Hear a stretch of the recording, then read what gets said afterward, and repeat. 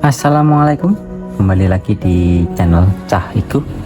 Kali ini kita akan sedikit sharing review HP Xiaomi yang keluar di tahun 2024 yang lumayan ramai pada saat itu, yaitu Poco M6 Pro. Kita akan sedikit bahas masih layak nggak kalau misalkan Poco M6 Pro ini digunakan di tahun 2026, karena seri belakangnya 66 juga ini. Kalau kita lihat dulu dari segi bodinya, bodi belakangnya itu seperti ini, agak kotak ya, ini lumayan agak kotak HP-nya, dan ada triple kameranya. Jadi yang dua gede-gede kayak gini, yang satu kecil dan yang satu ada flashlight. Ini flashlightnya bentuknya kayak gitu, kayak war gitu. Kalau dari segi desainnya mungkin ada beberapa orang yang suka kameranya gede kayak gini, segede cilok atau cimol, gede banget ini kameranya. Kalau ukuran kameranya sendiri, kamera utamanya ini 64 megapiksel, sudah ada OIS juga, dan sudah ada sensor gyro eyes-nya. Jadi buat videografi lumayan stabil. Lumayan stabil itu kalau buat videografi. Kemudian ada ultrawide-nya 8 megapiksel dan kamera makronya 2 megapiksel ini. Kalau buat kameranya depan sendiri ini 16 megapiksel dan sudah spot wide. Ini dari desain belakangnya. Kalau dari desain sampingnya ini seperti ini, seperti HP-HP Xiaomi pada umumnya kayak gini. Ada tombol power, volume, kemudian yang atasnya ini masih ada jack audionya, jadi masih enak dipakai buat headset. Yang suka headset kabel bisa dicolokin ke sini, dan ada sensor ininya buat remote. Ini speaker. Kemudian di samping sini hanya ada SIM tray, ini polosan, nggak ada apa-apa di sini. Dan di bawah ada speaker lagi, jadi speakernya itu stereo, USB Type-C, dan juga mikrofon. Itu dari desain sampingnya. Kalau dari desain layarnya sendiri, ini kita bisa lihat, oke ya. Untuk layarnya sendiri ini lumayan gede ya, lumayan lega banget. Entah karena HP sekarang atau gimana, tapi ini gede banget. Dan framenya ini lumayan tipis. Ukuran layarnya sendiri 6,6 inch, lebih sedikit, dan sudah menggunakan panel AMOLED. Selain menggunakan panel AMOLED, untuk Poco M6 Pro ini lumayan ada kelebihannya, yaitu sudah memiliki refresh rate layar sampai 120 Hz ya. Tapi walaupun kita aktifin ini yang 120 Hz, kalau di mode gelap itu warnanya kayak agak rubah, jadi nggak kayak di Samsung. Kalau di Samsung itu nggak rubah sama sekali, tapi kalau kita aktifin 120 Hz, kayak warna layarnya agak sedikit berubah, kayak menguning, nggak menguning sih, yang jelas kayak brightnessnya itu agak kurang mengenakan. Mungkin itu karena di HyperOS nya, karena kan kita tahu ya HyperOS itu bagaimana. Itu kalau dari keunggulan layarnya, walaupun HP-HP Xiaomi kayak gini memiliki layar AMOLED dan refresh rate 120 Hz. Bentukan kameranya di depan kayak gini, kecil, tapi kalau kita lihat kameranya itu pinggirannya ada bulat-bulatnya, jadi enggak kamera. Kalau mungkin titik kamera aja kayak seri Samsung A52 atau mungkin seri Samsung A5 series, itu kayaknya lebih menarik ya, jadi lebih kecil lagi bulat-bulatannya.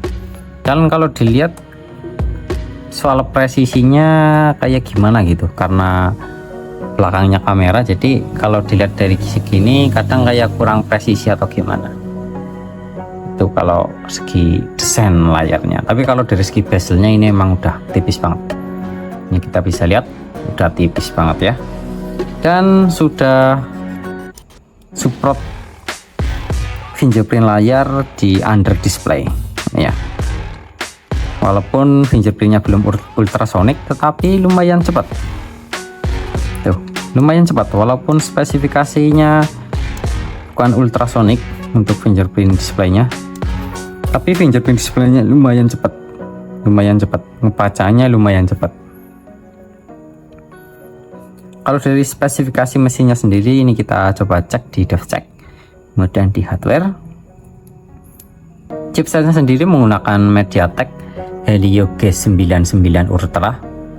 Ini chipset yang lumayan familiar dipakai di HP mid-range seperti Samsung A16 atau mungkin seri-seri yang lain kayak Infinix Note juga ada yang pakai seri chipset ini. Karena memang chipset ini bisa digunakan buat gaming, walaupun gamingnya enggak maksimal di grafis, tetapi bisa menjalankan gameplaynya cukup lancar. Itu buat MediaTek G99 Ultra. Sebenarnya ini juga chipset yang ditanam di Poco Ali M5 juga di seri sebelum ini, tapi ini lebih dimaksimalkan lagi. Ada ultranya, walaupun dari segi kecepatan chipsetnya, prosesornya itu nggak beda jauh. Nah, ini dari segi chipsetnya. Kalau GPU-nya sendiri ini menggunakan Mali G57 MC2. Sini ada spesifikasi layarnya, kemudian RAM-nya sendiri ini varian yang 8 GB dan storage-nya itu 256 GB.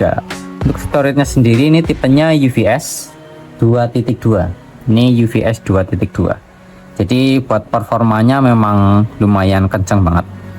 Nggak lemot-lemot banget.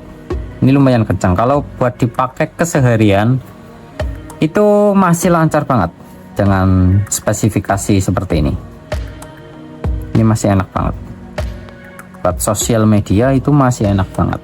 Apalagi didukung baterainya itu yang lumayan gede. Untuk baterainya sendiri ini 5000 mAh dan juga dibekali charger yang lumayan cepat kencang, fast charging sampai 67 watt. Jadi ngecasnya itu bisa fast charging dan yang jelas banyak fitur-fitur yang di HP iPhone nggak ada, atau mungkin di Android yang harganya segini itu nggak ada. Untuk harga bekasnya sendiri sekarang sekitar di 1.900.000 sampai 2 jutaan, tapi kebanyakan 2 juta ke bawah, nggak sampai 2 juta lebih, itu enggak, 2 juta ke bawah untuk harga bekasnya. Itu dari keunggulan-keunggulannya. Kalau misalnya kita bahas minusnya sendiri, kekurangannya, bukan minusnya, lebih di kekurangannya.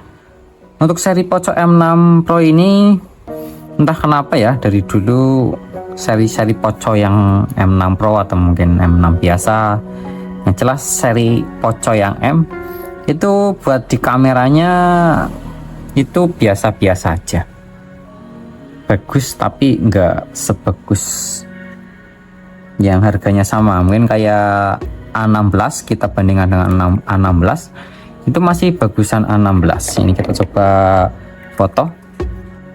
Ini ada batu yang seperti gigi hiu. Ini bentukannya kayak gini. Nah, kita taruh di sini aja.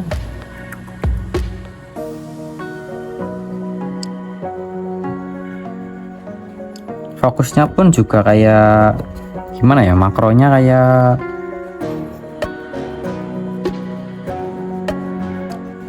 kita coba makronya biar lebih dekat lagi, bisa nggak ini? Atau ada itu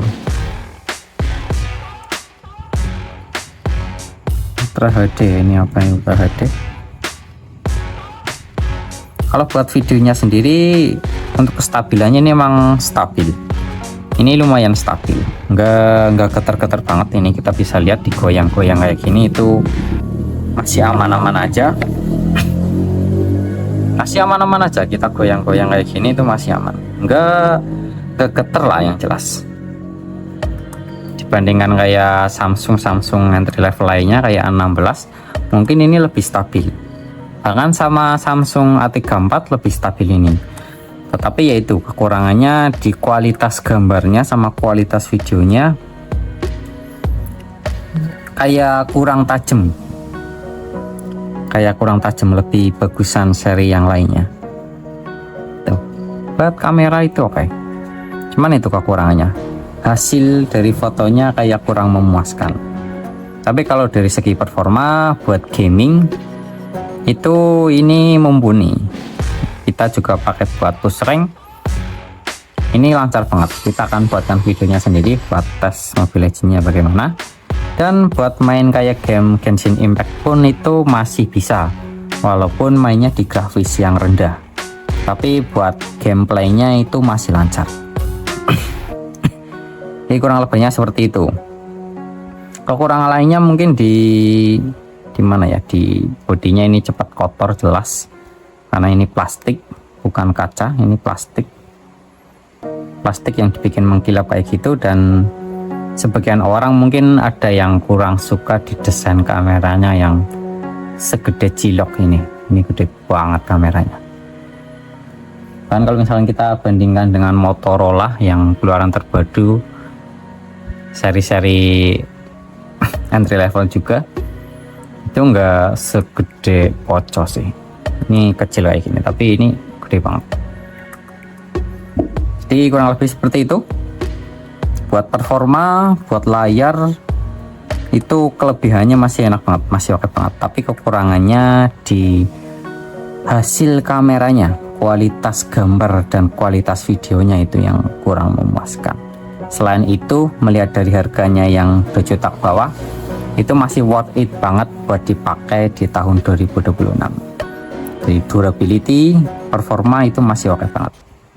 Jadi kurang lebih seperti itu pembahasannya. Semoga bermanfaat. Sekian, wassalamualaikum warahmatullahi wabarakatuh.